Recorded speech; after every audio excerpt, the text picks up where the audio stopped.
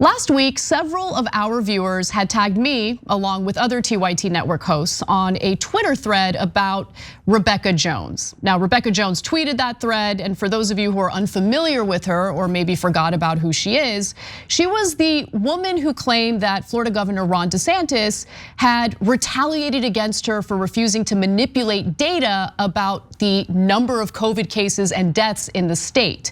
We reported on that story at the time, and we have some major corrections to make. But before I get to that, I want to talk about her Twitter thread from last week, and also, more importantly, address why I refuse to talk about her claims on the show. Last week, Jones tweeted this: "My family is not safe. My son has been taken on the governor's orders, and I've had to send my husband and daughter out of state for their safety. This is the reality of living in DeSantis's Florida. There is no freedom here, only retaliatory rule by a fascist who wishes to be king." In a subsequent tweet, she writes, "A week after we filed our lawsuit against the state, a kid claiming to be the cousin of one of my son's classmates joined their Snapchat group. They recorded their conversations and anonymously reported my son to police for sharing a popular internet meme." Wow. I mean, that sounds pretty serious. What was the popular internet meme? Well, Jones shared it in her next tweet. It's a man sleeping in a chair in a messy room with text reading, "Cops in their car waiting for the school shooter to kill himself so they can go in." Now, Jones also says that the authorities said they had to complete a threat assessment since they received an anonymous complaint, which both the local cops and the school signed off on as not being a threat. Finally, Jones says that the state had essentially kidnapped her son and that Ron DeSantis was engaging in political retaliation once again. She tweeted that an officer told me the state issued a warrant for my son's arrest for digital threats of terrorism. I asked on whose orders. The officer said it was the state. They aren't letting him come home tonight. They kidnapped my son. These are obviously serious claims, and even though we had covered stories involving Jones on TYT that casted her in a positive light, I had recently come across some information that made me pause on taking her claims at face value. And I'm really happy that I did. Jones, unfortunately, has a pretty tumultuous history, especially on domestic matters. In July of 2019, prior to the pandemic, Jones had been charged with stalking a former boyfriend who happened to be a student of hers at Florida State University. WUFT, which is an NPR PBS affiliate in Florida, reported at the time that police said she published a 68-page document online discussing private details of her relationship with her former boyfriend, including explicit texts and nude photographs, and shared the link with him. The two had sex in a classroom in 2017 when Jones was his married professor at Florida State University, the man told police. She was fired from the university after threatening to give a failing grade to his roommate as revenge, he said. Jones said the two had a 6-month affair until October of 2017, and the man is the father of her daughter, born in July of 2018. Now, according to police, Jones wrote in emails to the man, quote, "You're going to be famous. We're going to destroy each other. This is never going to end." Jones was also charged with sexual cyber harassment and cyber stalking in the same incident, but prosecutors dropped those charges weeks later. There were other issues too. Jones was also previously charged in March of 2018 with felony robbery, trespass, and contempt of court for violating a domestic violence injunction in cases involving the same ex-boyfriend. But prosecutors also dropped those charges. She was separately accused of kicking the door of the man's SUV in October of 2017, but prosecutors decided to drop that case as well. Now look, her past criminal charges do not necessarily mean that her claims on Twitter were false or made up. But given the chaos in her private life, I felt there was a possibility that we weren't getting the whole story. I just didn't know for sure, and I didn't feel comfortable simply regurgitating her claims on this show until I had some form of corroborating evidence. But that evidence never came. In fact, now it's become increasingly clear that her version of events is not necessarily based in reality. Multiple students contacted school resource officers, law enforcement, and said they saw social media posts by her son stating that he wanted to shoot up a school or do something like that. And at least 2 images allegedly from his Snapchat have come out. This one, I'm feeling so silly, I might shoot up a building full of people, and reaching for the officer's gun, me every time I see school security. And it's more than just that. These are at least allegedly statements that he had made over social media or in chats with people. Been like 3 or 4 weeks since I got my new antidepressants. They're not really working. No hope in getting better, so why not kill the losers at school? A teenager told one of his friends that he planned to shoot up the school on Thursday after spring break. There were too many things going on, so he postponed it until March 31st. I just want to stop and give Tizzy a lot of credit for correcting the story after he had originally taken Jones' claims at face value. Now, the Miami Herald also corrected their original reporting of the story, sort of. An updated article contained the headline, "Son of Rebekah Jones, Florida whistleblower, arrested in probe of threatening internet posts." Why am I saying that the Miami Herald only partly corrected their inaccurate reporting? Because believe it or not, I think we really need to call into question whether Rebekah Jones should be considered a whistleblower in the first place. Turns out that the narrative she pushed about being a brave data scientist who just wanted to get people accurate COVID numbers is not an open and shut case after all. Let's back up and kind of remember what transpired in 2020. So in 2020, Jones was working as a data scientist for the Florida Department of Health. Her role was to update the coronavirus dashboard, which indicated how many new COVID cases and deaths the state was dealing with. In May of 2020, she was fired for what she claimed was her unwillingness to manipulate the state's raw COVID data so it would look like DeSantis urging the state to reopen was actually safe and reasonable. We bought this, I bought this. We reported exactly what she said, and now I have some degree of regret for doing that. I'll explain why. DeSantis denies this version of events and said that she was actually fired for repeated insubordination. Here's how Democracy Now! Covered the story at the time. When armed police raided the home of data scientist Rebekah Jones, who was forced to resign in May as the lead software developer for Florida's coronavirus data portal after she refused to censor information about Florida's COVID-19 outbreak. Police seized her computers, pointed guns at her children. Jones posted video of the raid on Twitter. Police, come down now! Bring your children there! My children! He just pointed a gun at my children! Rebekah Jones accused Florida's Governor DeSantis of sending the Gestapo after her. She wrote on Twitter, quote, "This is what happens to scientists who do their job honestly. This is what happens to people who speak truth to power."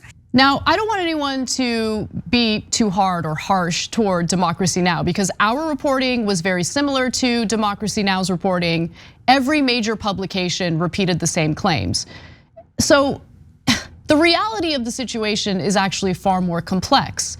In a tweet that she had posted and immediately deleted, Jones admitted that deleting deaths was never something I was asked to do. I never claimed it was. But that's a lie. It absolutely was what she had claimed. In yet another tweet that has since been deleted, Jones said that, quote, "The woman who told me to delete cases and deaths is now blaming doctors for the death backlog." The woman that she was referring to was Florida's Deputy Secretary of Health, Dr. Shamariel Robertson. In fact, her claims about Robertson is at the center of her case against the state of Florida. She repeated the claim again in February of 2021, tweeting that On the day Secretary Robertson asked me to change numbers and delete records to present a rosier picture of Florida's pandemic than reality, my Department of Health dashboard hit 100 million views. I didn't think my new dashboard would ever reach that, just hit 150 million. So what really happened? Apparently, Jones had decided to use the state's emergency alert system to send out a political message that read, quote, "It's time to speak up before another 17,000 people are dead. You know this is wrong. You don't have to be part of this. Be a hero. Speak up before it's too late." Florida authorities say that the message can be traced to Jones's IP address. She denies sending it, but I think one can totally understand how much of an issue it is for anyone to send out a message like that in the middle of a pandemic. I mean, it's an emergency alert system in Florida. It could lead to mass panic. And it turns out her home was also raided for that reason. It was not raided due to the COVID data dispute at all. Now let's go to May of 2022.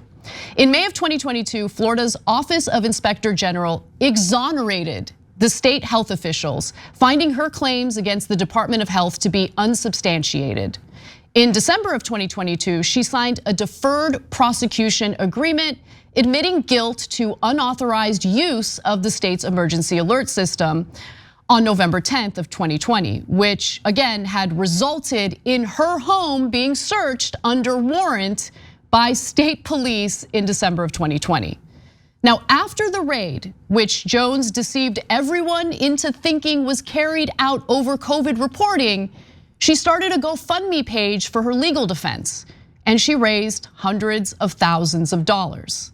Finally, right before Jones was fired in May of 2020, there was an internal complaint by her supervisor because she was publishing data from the dashboard and talking to the press without permission. Jones's bad behavior was first formally reported May 6th of 2020 when the IT director at the Florida Department of Health, Craig Curry, emailed the department's labor relations consultant, Tiffany Hicks, looking for guidance on properly documenting actions of one of my employees and to get guidance on proper preparation in case action needs to be taken. Oh, well, what's the insubordination? What did she do? Is it the accurate COVID reporting? No, actually not. Among the actions that Curry sought to document were that the employee, Rebekah Jones, had written posts on websites and social media regarding data and web product owned by the department that she works on without permission of management or communications, that she had released infographics that should have been identical to data published by our communication department, but were not. And most seriously, that she had possibly exposed personal or personnel data in the process. Now, asked to clarify the problem by Hicks, Curry confirmed that between April 9th and April 30th of 2020, he had verbally told Jones to stop talking to the press without permission, and more specifically, that he had told her to stop releasing health department data or representing her employer without consent. I mean, look, as a state employee, you can't just go speak to the press when you are not authorized to do so. And then you can't get surprised when you're reprimanded for doing so. But she wasn't even fired for that. She was told, hey, you know what? This is becoming a problem. You're misrepresenting some stuff here. You're talking to the press without authorization. You can no longer work on the COVID dashboard. Now, the next day, she explicitly violated the instruction and locked out other DOH officials from having any access to it. She was the only person who had access to the coronavirus dashboard. Without telling a single person what she was doing, Jones created a new account within the GIS system and moved a tranche of data into it. This both broke the setup and sincerely confused the department's IT staff. By 1:35 p.m. on the same day, Jones had been instructed to restore Duck Lowe's, that's one of the Department of Health's employees, full administrative access. 6.5 hours later, at 8:08, she responded by saying that she would, and then at 8:28, added that she intended to leave Florida to spend some time with her family in Mississippi, except she didn't. Turns out that Jones decided to stay working at the Florida Department of Health. Mind you, she hasn't even been fired yet or anything like that, and started playing nice. Encouraged by her improved behavior, Curry reported on May 15th of 2020 that the entire team seemed to be getting along and moving forward. But that didn't last long. At 1:46 p.m., Jones sent a mass email to everyone who used the dashboard, many of whom were external to the department, explaining that she was no longer assigned to the dashboard and suggesting that she had been removed because she had refused to manipulate data. Within minutes, the press began crawling all over the story. 3 days later, Jones was fired. Now look, she has decided to sue the state of Florida over this, and maybe through that lawsuit, we will learn more details that vindicate Rebekah Jones and her version of events. But considering the documentation of her conduct within the Florida Department of Health, it's very detailed, we just shared it with you.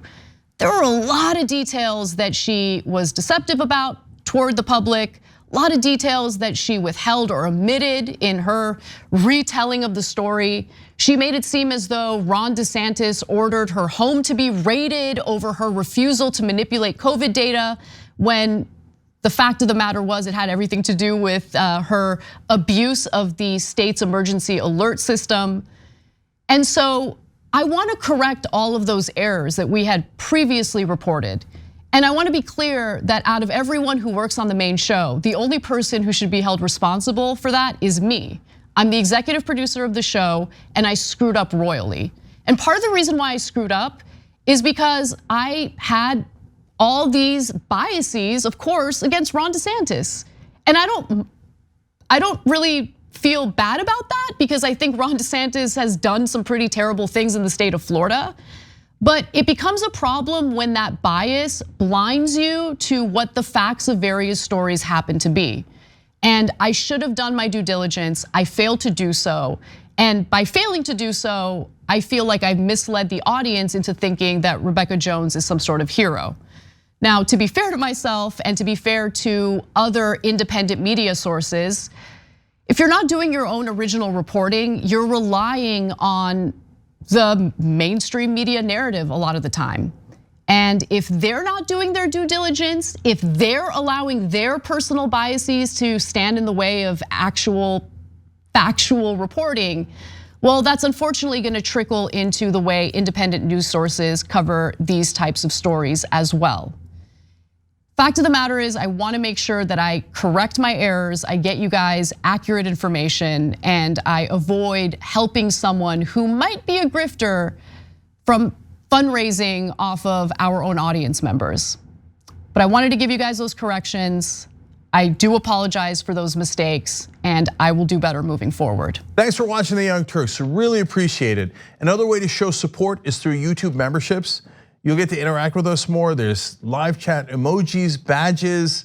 You've got emojis of me, Anna, John, JR. So those are super fun. But you also get playback of our exclusive member-only shows and specials right after they air. So all of that, all you gotta do is click that join button right underneath the video. Thank you.